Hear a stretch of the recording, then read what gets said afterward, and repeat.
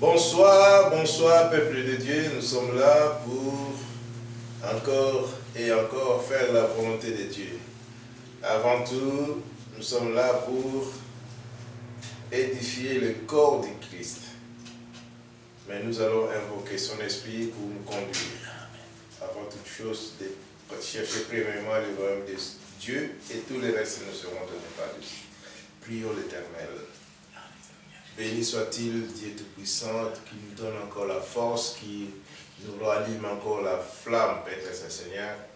Nous sommes là, Père Saint, pour répandre ta parole. C'est un devoir que tu nous as donné, d'aller partout dans le monde entier, de répandre ta parole. Nous avons choisi les réseaux sociaux et nous sommes rassurés, nous avons l'assurance que ceux qui nous regardent aussi, ceux qui suivent nos vidéos, soient aussi bénis et soient aussi renouvelés de l'intelligence pour aussi faire avancer les royaumes de Dieu.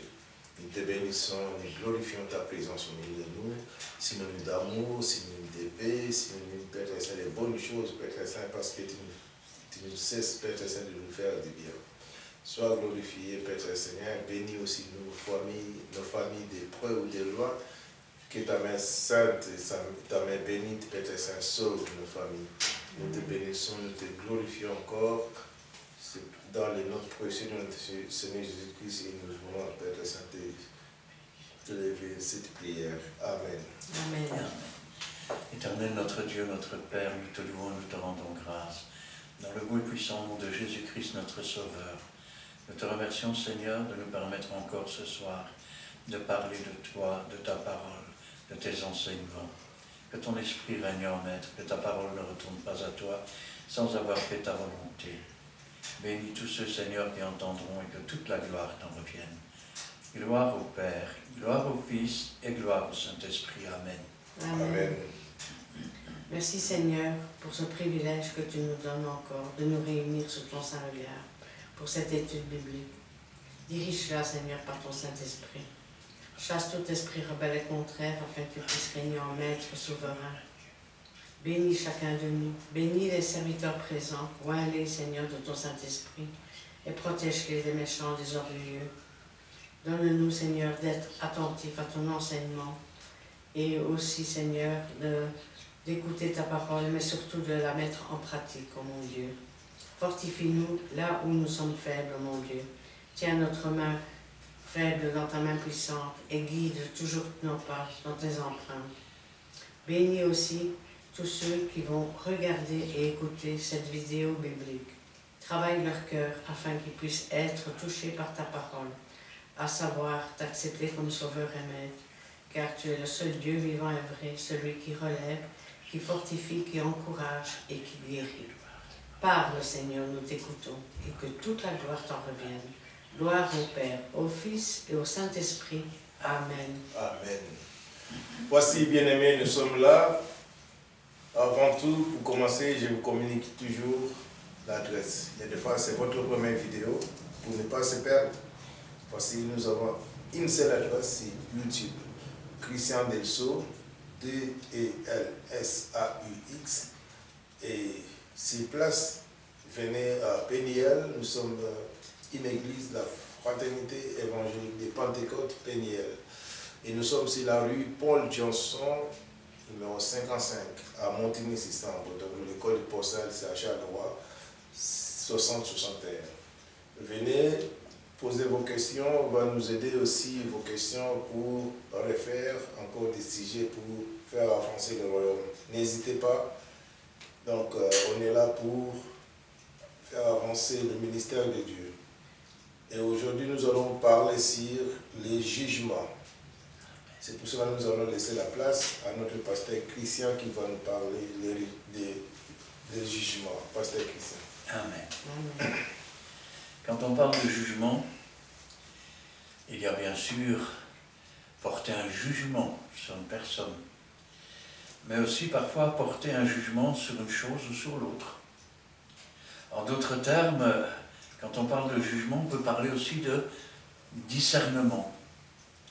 Mais on peut parler aussi, je vais dire quelque part, d'établir une description, parfois fausse, parfois vrai, et ainsi porter un jugement sur une chose. Quand on parle de jugement aussi, nous devons savoir, pour nous qui sommes chrétiens, que le jugement se fait toujours à la lueur de la parole de Dieu. Amen. Amen. Alors, nous pouvons commencer par le psaume 119, versets 137 et 138.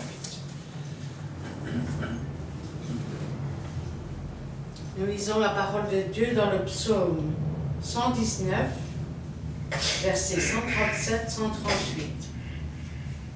Tu es juste, ô Éternel, et tes jugements sont équitables. Tu fondes tes préceptes sur la justice et sur la plus grande fidélité. Amen. Regardez ce que dit le psalmiste. Tu es juste, ô Éternel. Amen. Tes jugements sont équitables. Ce qui veut dire que ces jugements sont équilibrés. Ces jugements sont vrais et ces jugements sont parfaits. Tu fondes tes préceptes sur la justice, ce qui veut dire que ces jugements sont justes. Et sur la plus grande fidélité. Bon, il est certain maintenant que quand on parle de jugement, et avant de pouvoir parler de jugement, il faut d'abord soi-même connaître déjà la parole de Dieu, parce que mon peuple se meurt manque de connaissance.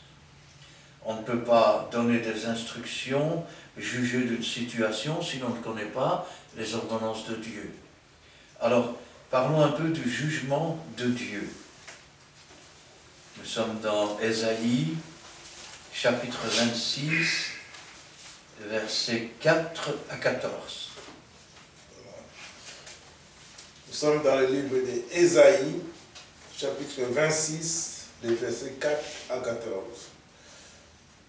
Confiez-vous en l'Éternel à perpétuité, car l'Éternel est les rochers des siècles.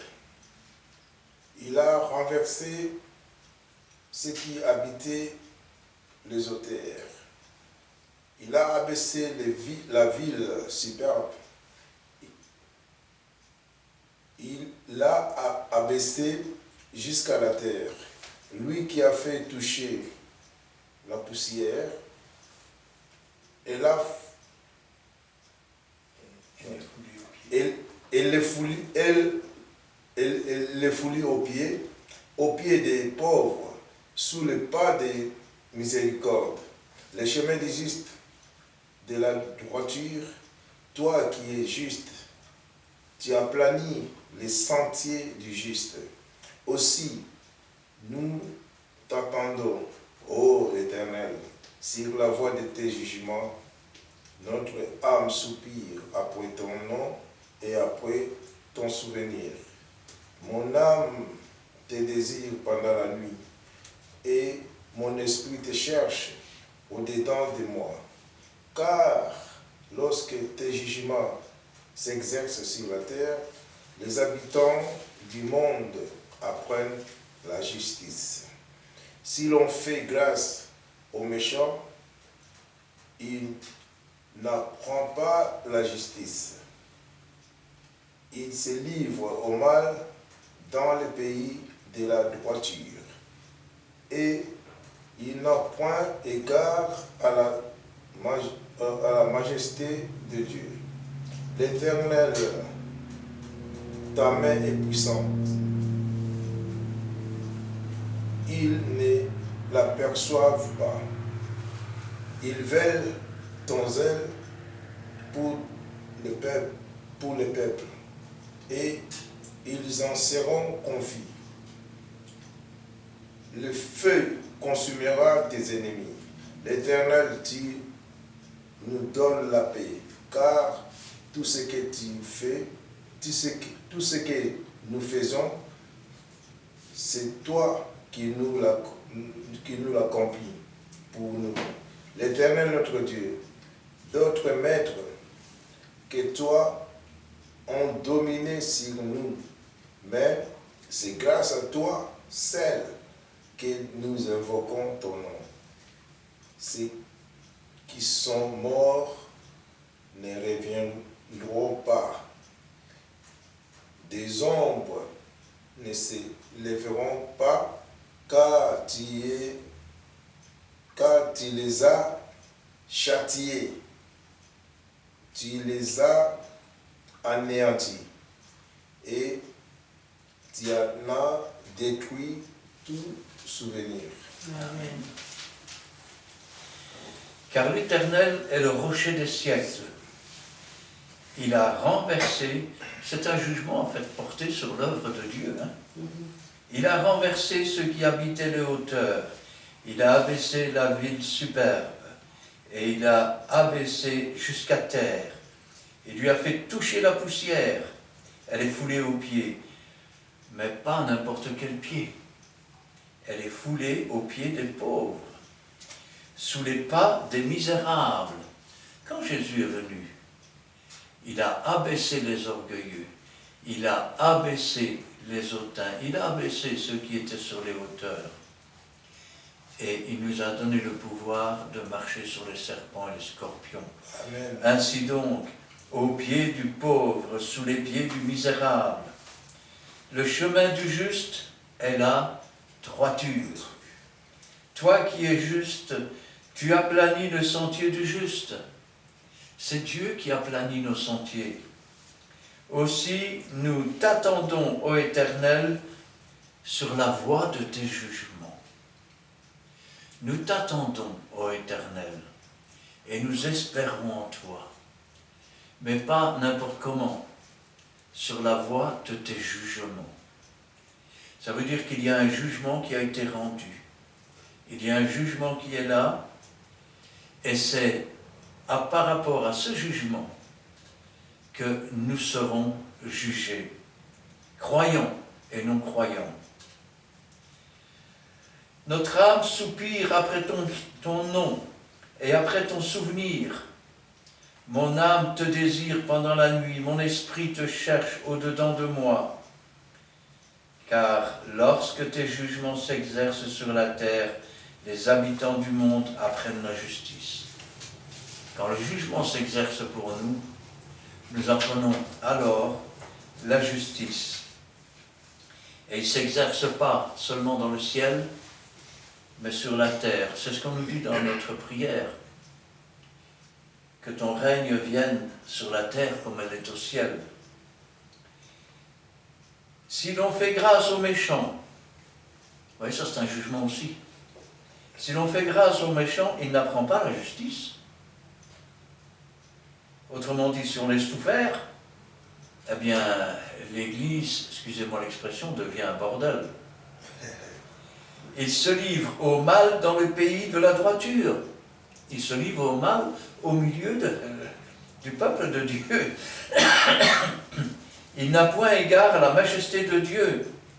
Éternelle, ta main est puissante, et ils n'aperçoivent pas.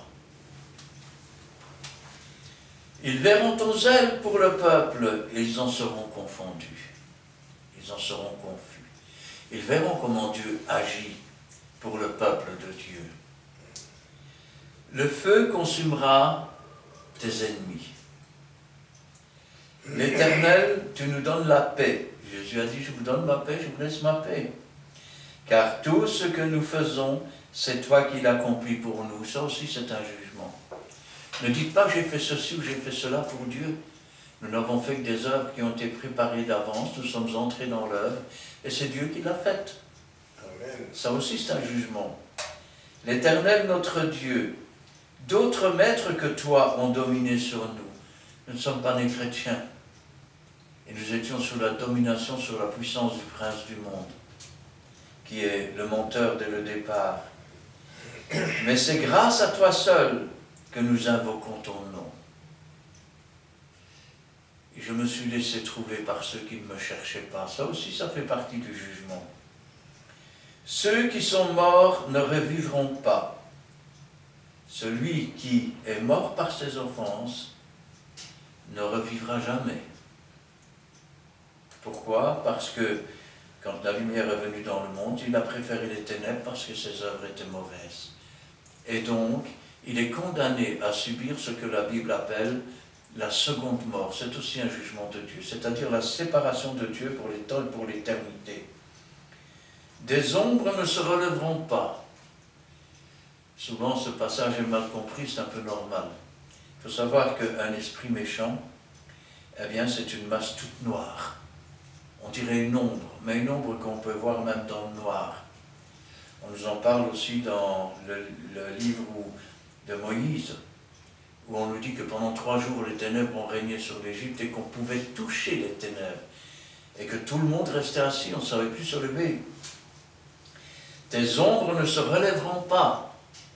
Voici les miracles qui accompagneront ceux qui ont cru en mon nom. Ils chasseront les démons. Car tu les as châtiés, tu les as anéantis. Ainsi donc, c'est encore l'œuvre de Dieu. Alors, quand on parle de jugement, nous pourrions dire, ne fais pas ceci, ne fais pas cela et ne fais pas cela. Oui, mais si maintenant tu dis, ne faites pas ce que je fais, mais faites ce que je dis, ça ne peut pas marcher non plus.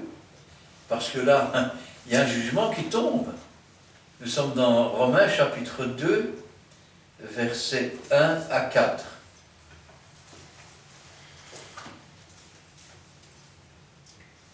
Romains chapitre 2, verset 1 à 9, non? Ah pardon, oui, 1 à 9, c'est juste. Ô homme, qui que tu sois, toi qui juges, toi qui es donc inexcusable, car en jugeant les autres, tu te condamnes toi-même, puisque toi qui juges, tu fais les mêmes choses. Nous savons en effet que le jugement de Dieu contre ceux qui commettent de telles choses est selon la vérité. Et penses-tu, ô homme, qui juge ceux qui commettent de telles choses et qui les fait, que tu échapperas au jugement de Dieu? Ou méprises-tu les richesses de sa bonté, de sa patience et de sa longanimité, ne reconnaissant pas la bonté de Dieu, te pousse à la repentance. Mais par ton endurcissement et par ton cœur impénitent, tu t'amasses un trésor de colère pour le jour de la colère et de la manifestation du juste jugement de Dieu, qui rendra à chacun selon ses œuvres, réservant la vie éternelle à ceux qui, par la persévérance à bien faire, cherchent l'honneur, la gloire et l'immortalité, mais l'irritation et la colère à ceux qui, par esprit de dispute, sont rebelles à la vérité et obéissent à l'injustice. Tribulation et angoisse sur toute âme d'homme qui fait le mal, sur le juif premièrement, puis sur le grec. Amen. Ô homme, qui que tu sois, autrement dit, quel que soit, je vais dire, ton ministère dans l'Église ou le ministère que tu crois avoir, toi qui juges, tu es donc inexcusable car en jugeant les autres, tu te condamnes toi-même. Pourquoi? Parce que, rappelez-vous ce que disait Jésus. Faites ce qu'ils disent, ne faites pas ce qu'ils font. Ça veut dire qu'ils disent mais ne font pas. Ça veut dire qu'ils prêchent sur la tribune, tu ne commettras point adultère, mais ils commettent adultère. Ça veut dire qu'ils enseignent que le vol est un péché, mais ils volent. Ils volent souvent la gloire de Dieu, entre parenthèses, et se l'attribuent. Car en jugeant les autres, tu te condamnes toi-même, puisque toi qui juges, tu fais les mêmes choses. Alors, c'est bien de juger, mais peut-on se mettre comme juge quand soi-même on fait les mêmes choses? Il faut pour ça être innocent de la chose. Le problème, c'est que si tu juges quelqu'un sur une chose, mais que toi tu fais autre chose, ben, ça devient difficile de savoir quand et où juger. Nous savons en effet que le jugement de Dieu contre ceux qui commettent de telles choses, selon la vérité, est selon la vérité. Nous savons une chose, c'est que quand Dieu décrète qu'une chose est mauvaise et qu'elle sera punie, nous savons que ces choses sont selon la vérité et que c'est le jugement de Dieu. Mais si tu portes le jugement avec la parole de Dieu sur quelqu'un, mais que tu fais la même chose, rappelle-toi toujours que le jugement est pour toi aussi. Et penses-tu, ô homme qui juge, ceux qui commettent de telles choses et qui les fait, que tu échapperas au jugement de Dieu? Beaucoup de gens se cachent, mais on ne se cache pas de Dieu. Rappelez-vous ce que disait le psalmiste. Si je descends au séjour des morts, t'y voilà. Je dis, je vais aller au bout de la terre, là au moins tu ne me verras pas, et t'y voilà encore. Ou méprises-tu les richesses de sa bonté, de sa patience, de sa longanimité? Je vais le dire autrement. Parce que Dieu ne t'a pas encore puni, tu commences à mépriser. Et qu'est-ce que tu méprises? Tu méprises la richesse de ses bontés. Tu méprises sa bonté. Tu méprises sa patience. Tu méprises sa justice. Ne reconnaissant pas que la bonté de Dieu te pousse à la repentance. Rappelez-vous, même Jean-Baptiste, les premières phrases qu'il disait, « Repentez-vous, changez de vie, car le royaume des cieux s'est approché. » Or, comment, je vais dire, échapper à la justice de Dieu, si ce n'est qu'en étant conduit à la repentance? Et si la parole de Dieu est en nous, cette parole est destinée à nous amener à la repentance. Mais par ton endurcissement, nous pourrions dire par ton orgueil, oui, on peut dire ton orgueil. Pourquoi? Parce que Dieu a dit ça, mais moi mais par ton endurcissement et par ton cœur impénitent. Vous savez qu'à force de continuer dans la voie du péché, on finit par ne plus se rendre compte que c'est un péché. Vous savez, la première fois qu'un voleur vole quelque part, il est honteux. Il est mal à l'aise. Au bout d'une dizaine de fois, il ne voit pas ce qu'il y a de mal à ça. Après tout, on nous vole bien, pourquoi on ne volerait pas, hein? Mais par l'endurcissement de ton cœur et par ton cœur impénitent, tu t'amasses un trésor de colère pour le jour de la colère et de la manifestation du juste jugement de Dieu. Et vous pouvez toujours rire, et vous pouvez toujours continuer dans les péchés, dans tout ce que vous voulez, mais il y a un jour où il faudra répondre. Et il ne faudra pas dire c'est à cause de lui ou c'est à cause de lui. Tu as eu le libre arbitre. Le Saint-Esprit était là pour te délivrer, mais tu as rejeté la délivrance. Qui rendra à chacun selon ses œuvres. Il va rendre à chacun selon ses œuvres. Tu fais des œuvres mauvaises, Dieu va te rendre selon tes œuvres mauvaises. Tu fais les œuvres que Dieu a préparées, Dieu va te donner les récompenses en fonction des œuvres qu'il avait préparées pour toi. Amen. Réservant la vie éternelle à ceux qui par la persévérance à bien faire cherchent quoi? L'honneur, la gloire et l'immortalité. L'honneur pour eux-mêmes, la gloire pour Jésus et l'immortalité, cadeau que Dieu nous fait.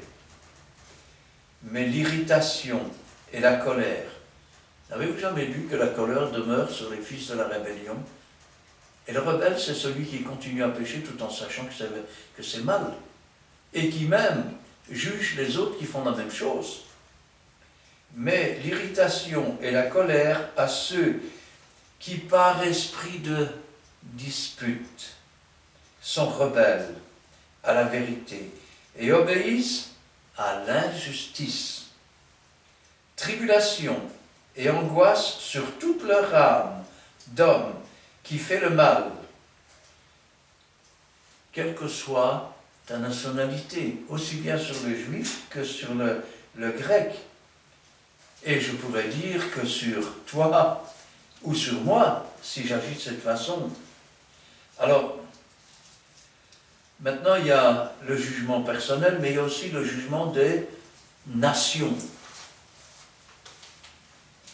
Nous sommes dans Joël, chapitre 3, versets 1 et 2. Nous sommes dans Joël, chapitre 3, versets 1 à 2. Car voici, en ces jours, en ce temps-là, quand je ramènerai les captifs de Juda et de Jérusalem, je rassemblerai toutes les nations et je les ferai descendre dans la vallée de Josaphat. Là, j'entrerai en jugement avec elles au sujet de mon peuple, Israël, mon héritage, qu'elles ont dispersé parmi les nations, et au sujet de mon peuple, qu'elles se sont partagées. Amen. Voici, dit Joël, qui était un prophète, en ce jour-là, en ce temps-là. Alors, pour définir ce temps-là, sachons que l'Antéchrist est déjà venu sur la terre, sachons que l'Église a été enlevée au ciel, que les noces de l'agneau sont en train de se faire, que le diable est descendu sur la terre, qu'il rassemble toutes les nations pour détruire le reste d'Israël. Sachons que 12 000 de chaque tribu d'Israël se sont enfouis dans le désert, dans un lieu préparé pour eux, que Dieu leur a donné les 2 ailes de l'aigle, et que quand toutes les nations se rassembleront, Dieu va les diriger dans la vallée de Josaphat, qui signifie jugement, que Jésus s'apprête à poser ses pieds sur le mont des Oliviers, que le mont des Oliviers va s'ouvrir en deux, et que là, Jésus va exercer le jugement. La Bible nous dit dans le livre de l'Apocalypse qu'il y aura du sang jusqu'aux morts des chevaux à 300 km à la ronde, et que tous ceux qui monteront pour détruire le reste d'Israël seront à leur tour détruits. Voici en ces jours, en ce temps-là, quand je ramènerai les captifs de Juda et de Jérusalem, je rassemblerai toutes les nations, je les ferai descendre dans la vallée du jugement. Et j'entrerai en jugement avec elles. Ça veut dire que quand on parle de jugement, nous quand on parle de jugement, on parle de juger quelqu'un, on parle de parler mal. Quand Dieu parle de jugement, en fait, il parle de la peine et de la condamnation. Eh oui.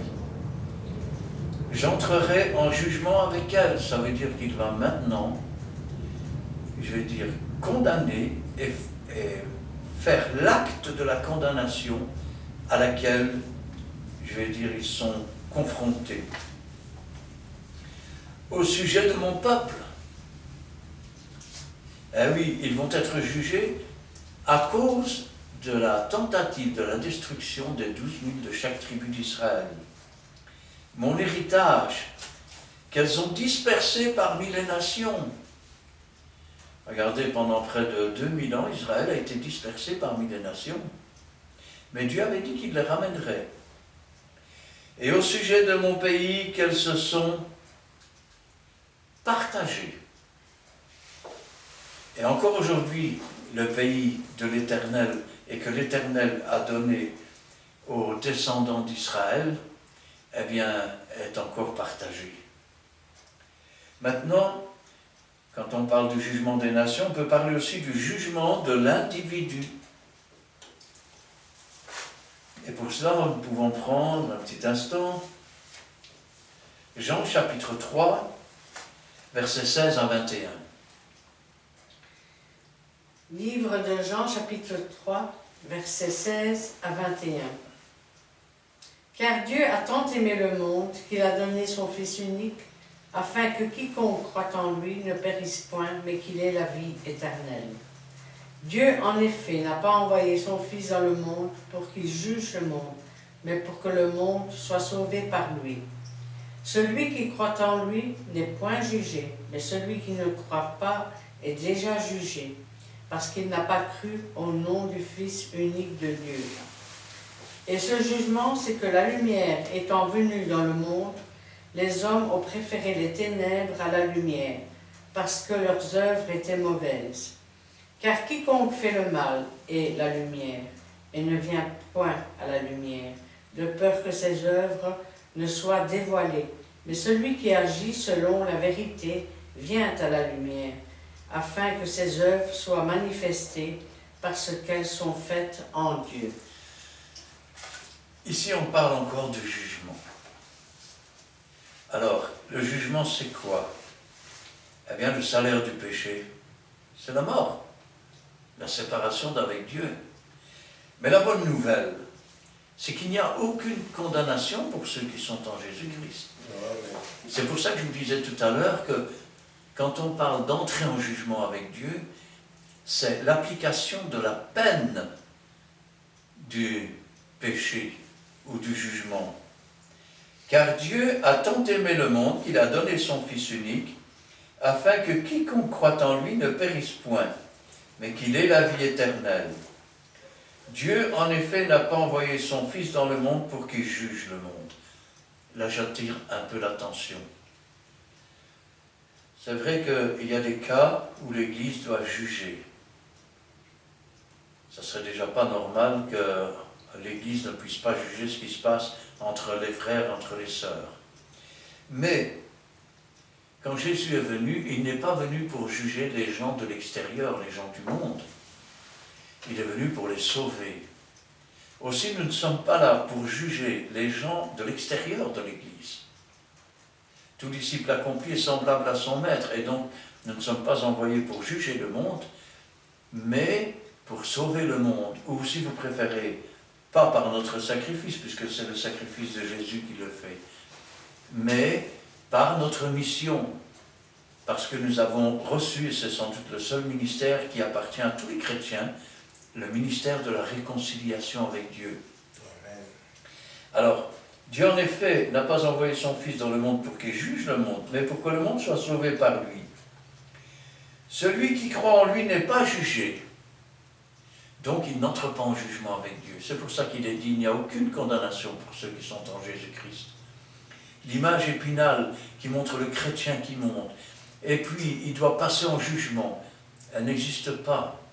À partir du moment où nous avons Jésus-Christ dans notre cœur, nous recevons la vie éternelle, il n'y a plus de jugement.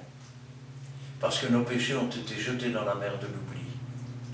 Il n'existe plus devant Dieu. Si nous sommes jugés, c'est parce que, après tout ce que Dieu a fait pour nous, nous avons alors rejeté Dieu. Nous avons rejeté Jésus. Et donc, nous n'avons pas accepté cette délivrance. Et nous sommes jugés à cause de cela. Celui qui croit en lui n'est point jugé, mais celui qui ne croit pas est déjà jugé. Ça veut dire que le jugement a déjà eu lieu pour lui. Au moment de sa mort, il va descendre dans le séjour des morts. Et pour le chrétien, eh bien, au moment de sa mort, son âme entre dans le paradis.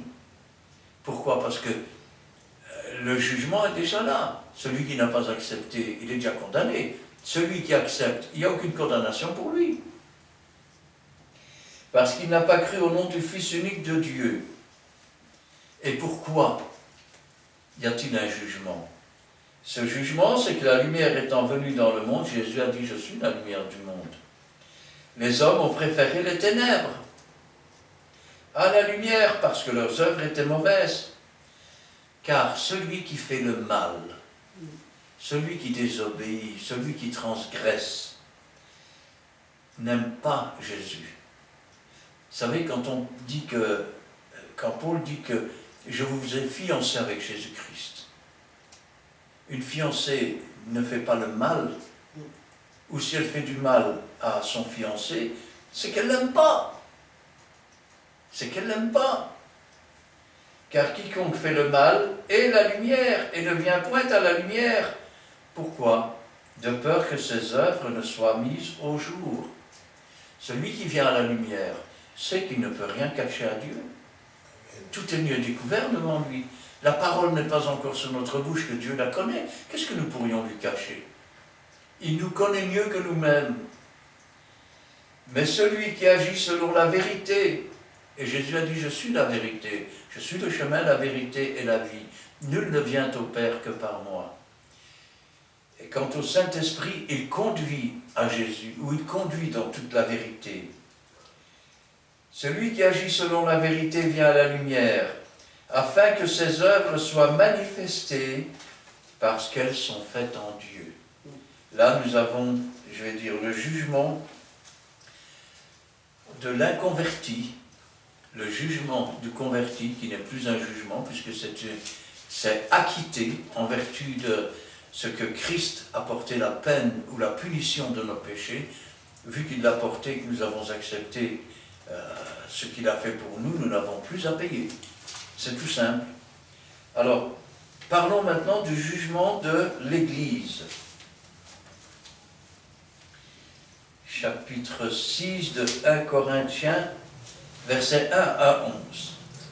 Nous sommes dans le livre de 1 Corinthiens, versets 1 à 11.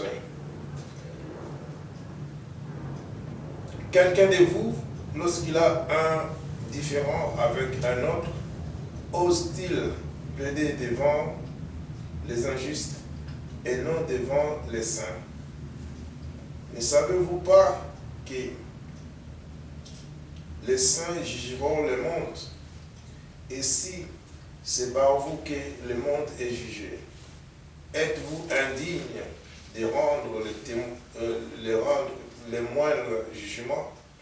Ne savez-vous pas que nous jugerons les anges et nous ne jugerons pas, à plus forte raison, les choses de cette vie?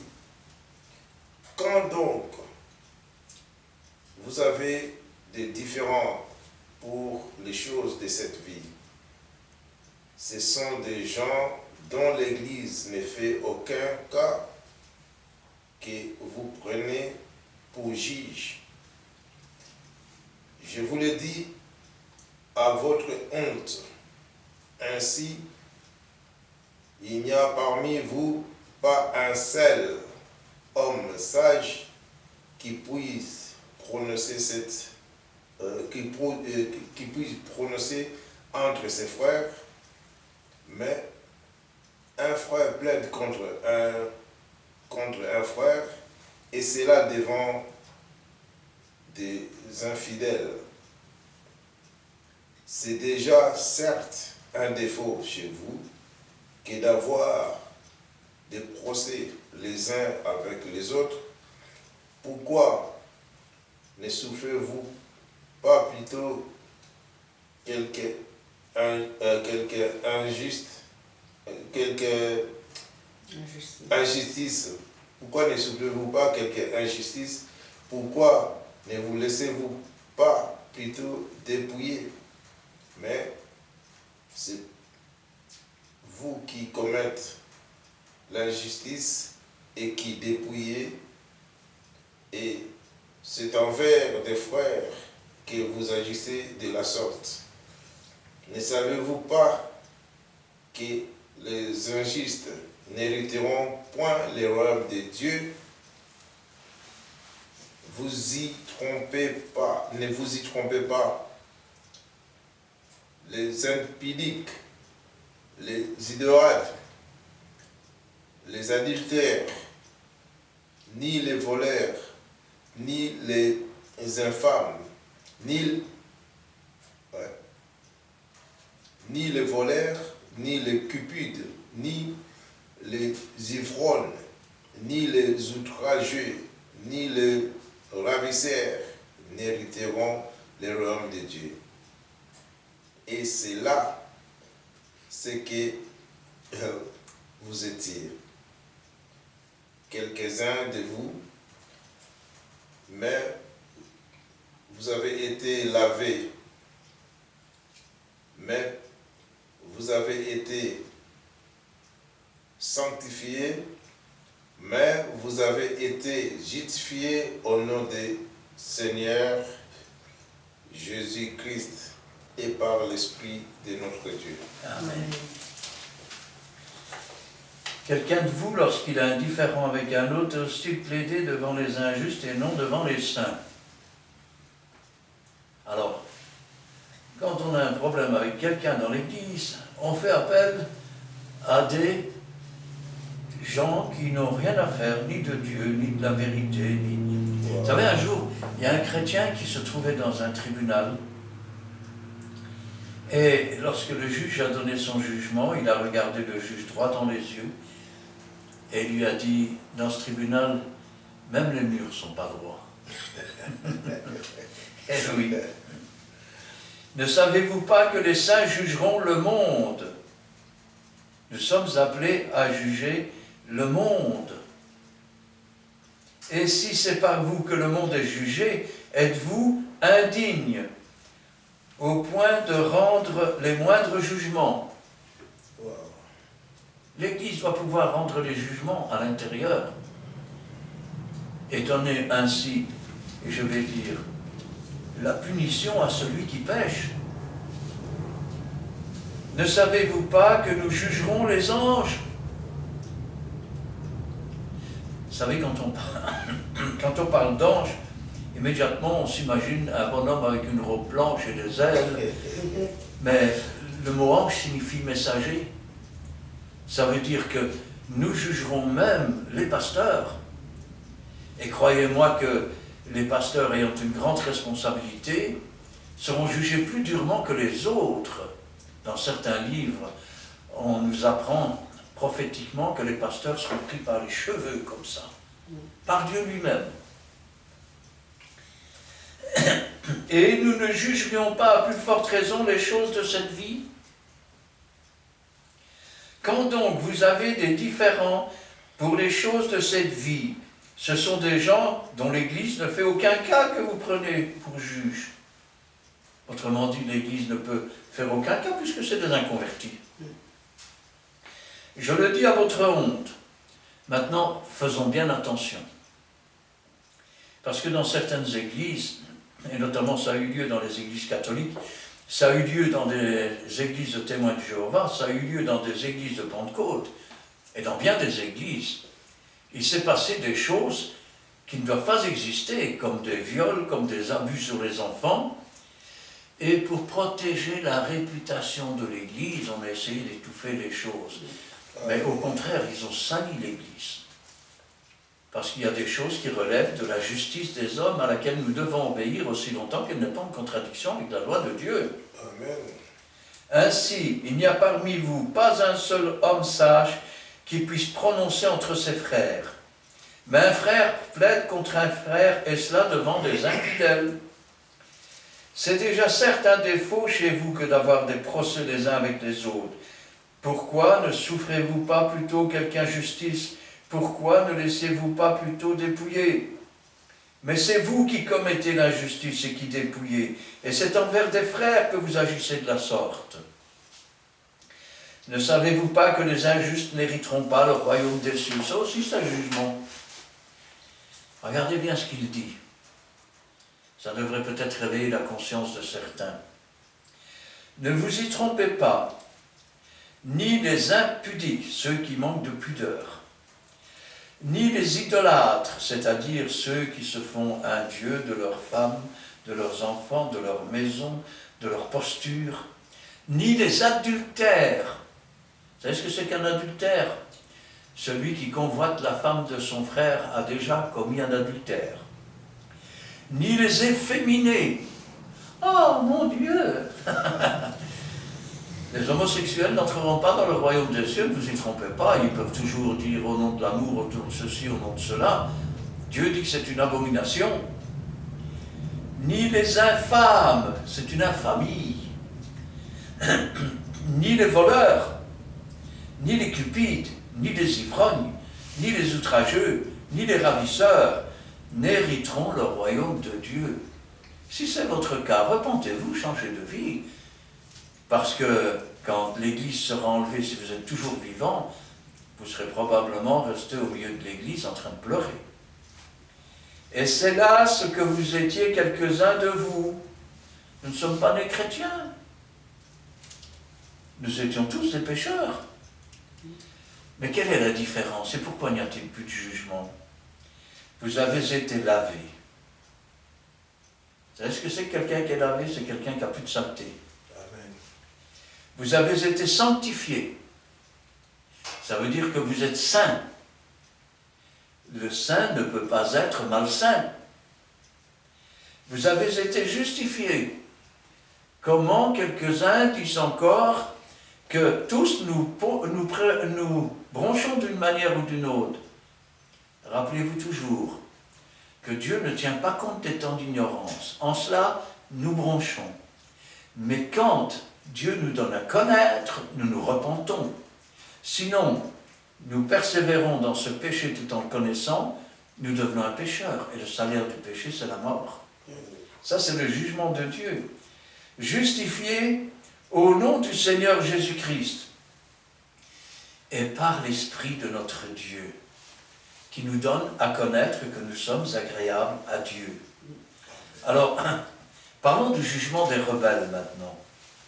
Nous sommes dans Apocalypse, chapitre 20, versets 11 à 15. Livre de l'Apocalypse, chapitre 20, versets 11 à 15. Puis je vis un grand trône blanc, et celui qui était assis dessus.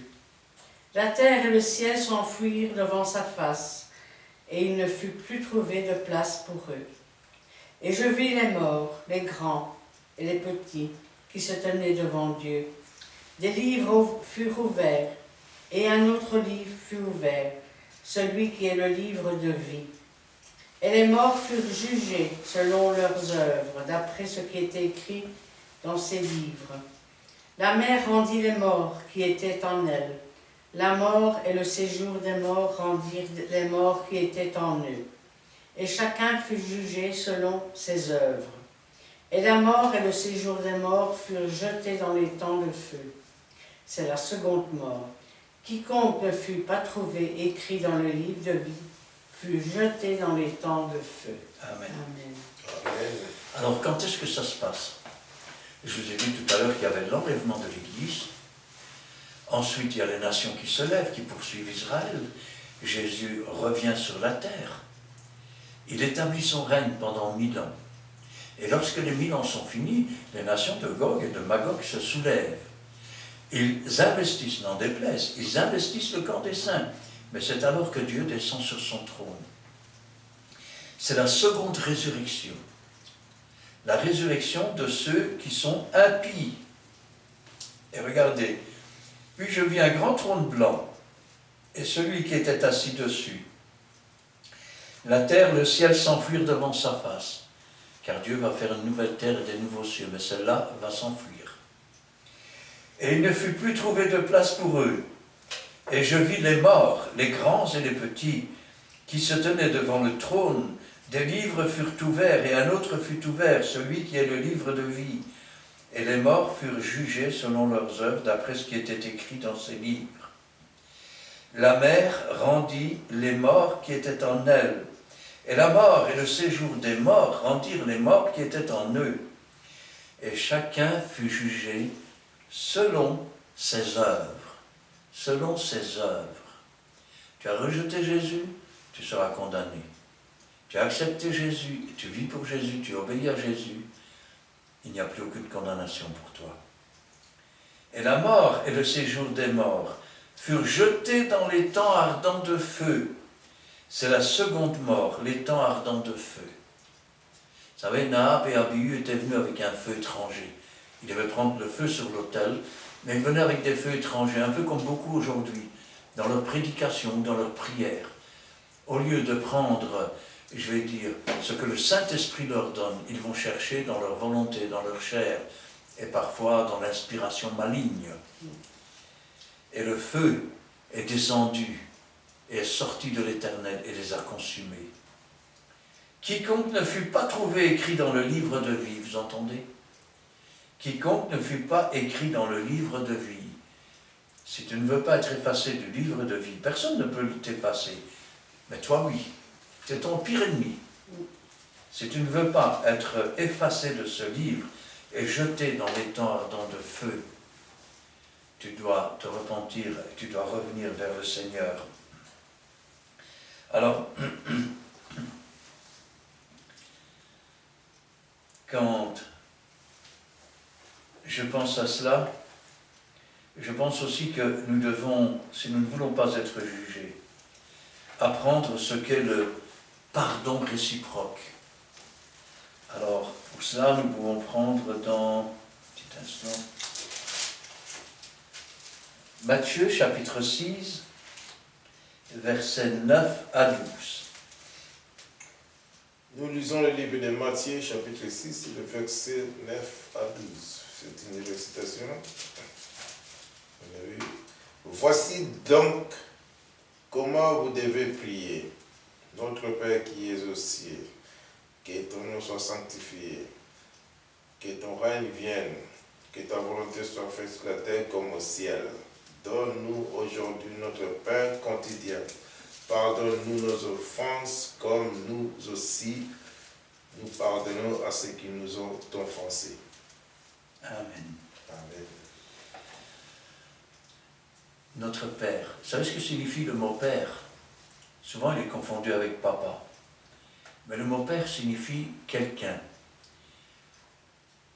à qui nous avons tout remis entre ses mains et à qui nous ne demandons aucun compte. C'est la raison pour laquelle, dans l'Ancien Testament, on nous dit que Joseph était devenu père de Pharaon. Rappelez-vous que Pharaon avait mis tout sous ses pieds à l'exception de lui-même. De même que Jésus est devenu père de Dieu, puisque Dieu a mis tout sous ses pieds à l'exception de lui-même.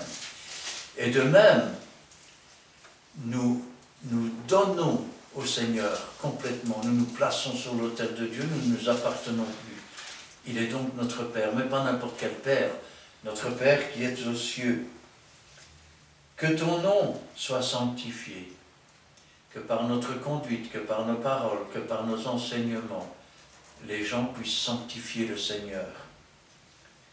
Règne dans mon cœur, dans ma vie, que ta volonté soit faite sur la terre, dans mon cœur et dans... Quelqu'un m'a dit un jour, croyez que vous allez changer le monde? Je lui ai dit, si moi j'ai changé, il y a une partie du monde qui a changé. Et si toi tu changes, il y aura une partie du monde qui va encore changer. Donc on change le monde. Comme au ciel, donne-nous notre pain quotidien. Je suis le pain qui est descendu du ciel, il est la parole faite chair. Donne-nous ton message de chaque jour pour nourrir nos âmes. Et regardez ce qu'il ajoute. Pardonne-nous nos offenses, pardonne-nous les péchés ou ce qui a pu t'offenser. Mais comme aussi nous pardonnons à ceux qui nous ont offensés. Rappelez-vous l'histoire de cet homme qui avait demandé pitié au roi parce qu'il ne savait pas payer sa dette. Et en sortant, il avait attrapé l'autre par le cou, qui lui devait 10 fois moins, et je vais te faire jeter en prison, toi et ta famille. Et quand les serviteurs ont vu ça, ils ont été le dire au roi, le roi l'a fait appeler, et il l'a jeté en prison, lui et toute sa famille. Ainsi donc, pardonne-nous nos offenses, comme nous pardonnons à ceux qui nous ont offensés. Rappelez-vous que si nous jugeons, nous serons aussi jugés avec le jugement que nous avons porté. Nous pouvons passer maintenant dans 1 Corinthiens chapitre 11 et à partir du verset 23. 1 Corinthiens chapitre 11, versets 23 à 32. Car j'ai reçu du Seigneur ce que je vous ai enseigné, c'est que le Seigneur Jésus, dans la nuit où il fut livré, prit du pain, et après avoir rendu grâce, le rompit et dit, prenez, mangez, ceci est mon corps, qui est rompu pour vous. Faites ceci en mémoire de moi. De même, après avoir soupé, il prit la coupe et dit, cette coupe est la nouvelle alliance en mon sang. Faites ceci en mémoire de moi, toutes les fois que vous en boirez. Car toutes les fois que vous en mangez, que vous mangez ce pain et que vous buvez cette coupe, vous annoncez la mort du Seigneur jusqu'à ce qu'il vienne. C'est pourquoi celui qui mangera le pain ou boira la coupe du Seigneur indignement sera coupable envers le corps et le sang du Seigneur. Que chacun donc s'éprouve soi-même, et qu'ainsi il mange du pain et boive de la coupe. Car celui qui mange et boit sans discerner le corps du Seigneur mange et boit un jugement contre lui-même. C'est pour cela qu'il y a parmi vous beaucoup d'infirmes et de malades, et qu'un grand nombre sont morts. Si nous nous jugeons nous-mêmes, nous ne serons pas jugés. Mais quand nous sommes jugés, nous sommes châtiés par le Seigneur, afin que nous ne soyons pas condamnés avec le monde. Amen. Amen. Jésus est sur le point d'être arrêté. Et tout le monde connaît cet épisode que l'on a appelé au cours des siècles la Sainte Seine. Mais regardez ce qu'il dit. Toutes les fois que vous mangez ce pain, vous buvez cette coupe, vous annoncez la mort du Seigneur jusqu'à ce qu'il vienne. Le pain qu'il offrait à ses disciples était une image, lui qui avait dit qu'il était le pain de vie, le véritable pain descendu du ciel. Le vin qu'il donne aux disciples, il leur dit, c'est le sang de la nouvelle alliance. C'est l'image du sang. Toutes les fois que tu te nourris de la parole de Dieu et que tu te repens et que le sang de Christ te lave, c'est comme cela que tu vas commencer à témoigner et annoncer la mort et la résurrection du Seigneur. Pas pour un jour, pas pour un mois, jusqu'à ce qu'il vienne. Jusqu'à ce qu'il vienne pour te prendre avec lui. C'est pourquoi celui qui mangera le pain boira la coupe du Seigneur indignement. Manger la parole de Dieu pour essayer de se justifier ou pour entendre le sens afin de justifier les péchés, attire un jugement contre soi. Sera coupable envers le corps et le sang du Seigneur. Que chacun donc s'éprouve soi-même. Ainsi donc, Dieu nous demande de nous éprouver. Voilà ce que je fais, voilà ce que Dieu dit. Est-ce que ça correspond à ce que Dieu dit? Si ça ne correspond pas, c'est qu'il y a quelque chose qui ne marche pas. Vous savez, quel que soit le métier, si vous prenez la carrosserie, il faut un gabarit. Si maintenant la tôle que vous venez de dresser ne correspond pas au gabarit, c'est qu'il y a quelque chose qui ne va pas.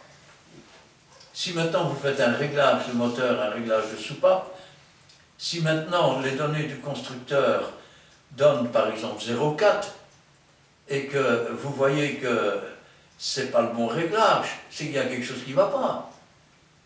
Eh oui, si maintenant vous travaillez en maçonnerie et que votre niveau indique qu'il y a une pente d'un côté ou de l'autre et qu'il ne devrait pas y en avoir, c'est qu'il y a quelque chose qui ne va pas. Eh oui, que chacun donc s'éprouve soi-même, qu'ainsi il mange et boive de la coupe. Car celui qui mange et boit sans discerner le corps du Seigneur mange et boit un jugement contre lui-même.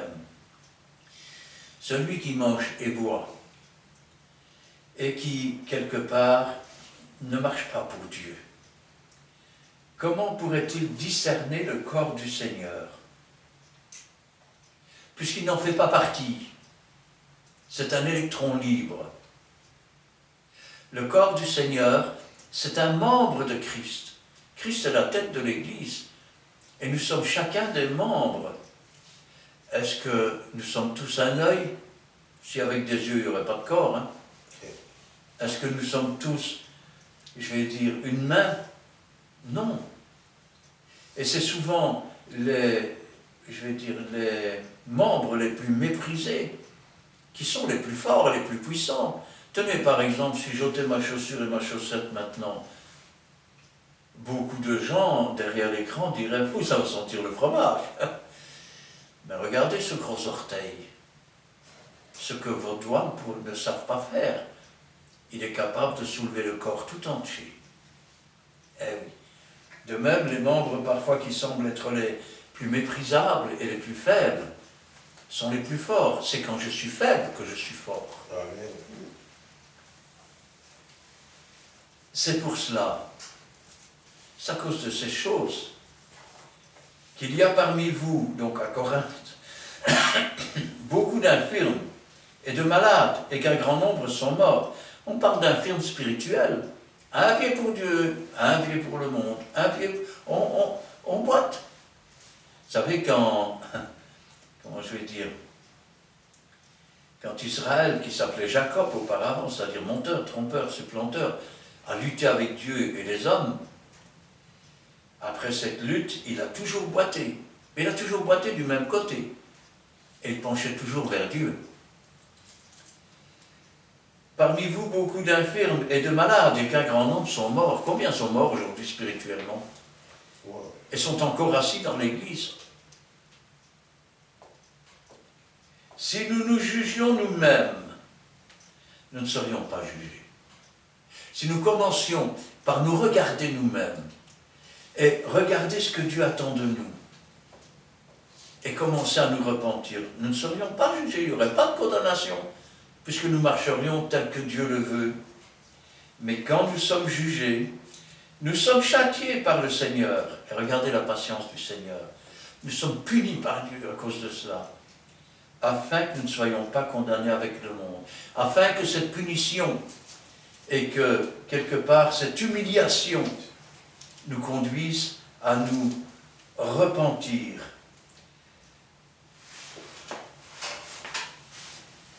À changer de vie et à suivre dans les voies du Seigneur. Dieu nous demande aussi de ne pas juger les païens. Rappelez-vous ce que je vous avais dit. Quand nous sommes disciples de Jésus, Jésus est venu pour sauver le monde, pas pour le juger. Nous sommes dans Matthieu chapitre 7, versets 1 à 5. Nous lisons dans le livre de Matthieu, chapitre 7, versets 1 à 5. Ne jugez point, afin que vous ne soyez point jugés. Car on vous jugera du jugement dont vous jugez, et l'on vous mesurera avec la mesure dont vous mesurez. Pourquoi vois-tu la paille qui est dans l'œil de ton frère, et n'aperçois-tu pas la poutre qui est dans ton œil? Ou comment peux-tu dire à ton frère, laisse-moi ôter une paille de ton œil, toi qui as une poutre dans le tien? Hypocrite, ôte premièrement la poutre de ton œil, et alors tu verras comment ôter la paille de l'œil de ton frère. Ah, voilà. Le voilà maintenant. Vous savez, combien de fois j'ai entendu des chrétiens qui ont oublié d'où ils sont sortis. Et ils commençaient à juger la paille qui était dans l'œil de l'autre. Mais ils ne voyaient pas la poutre d'orgueil qui était dans le leur et qui les aveuglait. Au lieu de manifester l'amour de Christ, ils manifestaient le dédain du jugement. Eux qui ne sont pas juges, eux qui ne sont pas là pour juger. Dieu nous dit, enlève d'abord la poutre qui est dans ton œil. Comment veux-tu, avec une poutre dans l'œil, voir comment ôter la paille? Quand tu auras ôté la poutre, peut-être alors tu verras plus clair. Et quand tu verras plus clair, peut-être alors comprendras-tu le moyen d'ôter la paille. Mais si c'est pour juger, pour rabaisser. Vous savez, je me souviens de cette histoire. C'était un homme. Il était venu, c'était la construction d'une église. Et sa femme faisait partie de l'église. Elle lui avait dit, ben viens. Alors il était venu. Et puis sur le temps de midi, cet homme qui n'était pas converti, il s'était écarté de la table et il était en train de fumer sa cigarette. Et puis, il y a un chrétien qui est arrivé et lui a dit « Ah, vous faites encore des petits renards, comme je vois. » Lui ne comprenait même pas ce qu'on lui voulait. Alors, il est allé près de sa femme, il dit « Qu'est-ce qu'il me veut, celui-là? Vous faites encore des petits renards. » Alors sa femme lui dit ben, « C'est parce que tu fumes. » Et vous savez ce qu'il a dit à sa femme? « Je ne mettrai jamais un pied dans l'église. » Il avait été jugé, il n'était même pas sauvé. Il ne connaissait ni Jésus ni quoi que ce soit. Mais déjà, celui qui avait la poutre dans l'œil, et la poutre c'est parfois l'amour qui n'est pas dans le cœur. Parce que quand j'aurai toute la science, toute la connaissance, quand j'aurai la foi jusqu'à transporter les montagnes, quand je manifesterai tous les dons que vous pouvez imaginer, si je n'ai pas le Saint-Esprit répandu dans mon cœur, si je n'ai pas d'amour, je suis qu'une grosse caisse qui fait du bruit et qui fait plus de dégâts qu'autre chose. Alors, c'est là ce que l'on nous dit. Ôte d'abord la poutre qui est dans ton œil. Commence par te juger toi-même, au regard de la parole de Dieu. C'est comme ça qu'on marche dans la sanctification. Commence par regarder tes défauts à toi. Quand tu auras ôté tes défauts, tu sauras alors comment ôter ceux des autres. Vous savez, pendant des années, j'ai fumé. Et je me rappelle qu'il y avait un chrétien, vous savez, au début que j'étais converti, et j'étais lié par le tabac. Et cet homme venait toujours me dire, tu tiens le diable par la queue. Et ça m'irritait. Quand ce fut le moment, Dieu m'a délivré. Amen. Et j'étais là et je lui ai dit à Dieu, Seigneur, je dois prendre mon baptême aujourd'hui. Et je fume encore. Si vraiment tu veux que j'arrête de fumer, moi j'ai tout essayé, j'y arrive pas. Prends-les. Et je peux vous dire qu'il les a pris. Et ça fait plus de 36 ans maintenant qu'il les a pris. Amen. Amen. Voici, tout est clair sur les jugements. Et on vous laisse le temps de regarder, de partager. Dieu vous bénira. Alors, on vous mesurera le mesure que vous mesurez les autres. Si tu partages ça, tu participes aussi pour l'évangélisation. C'est notre devoir, c'est ton devoir, c'est le devoir de tout un chrétien. Donc voici, nous sommes arrivés quasiment à la fin, mais avant tout, je vais vous rappeler quelque chose. Il y a des vidéos qui sont encore sur YouTube, ça fait presque une année et demie que nous sommes là. Il y a plein de vidéos, chaque jeudi nous faisons avancer les royaumes par des vidéos, chaque jeudi de 19h à 21h, nous sommes là pour répandre la parole de Dieu. Aujourd'hui, ça a été vraiment une grande bénédiction pour qu'on puisse parler autour des jugements. Et je vous rappelle, il y a des vidéos qui sont là sur l'adresse YouTube. Vous allez s'y écrire. Vous marquez, c'est ma Christian Delso. Delso, c'est D-E-L.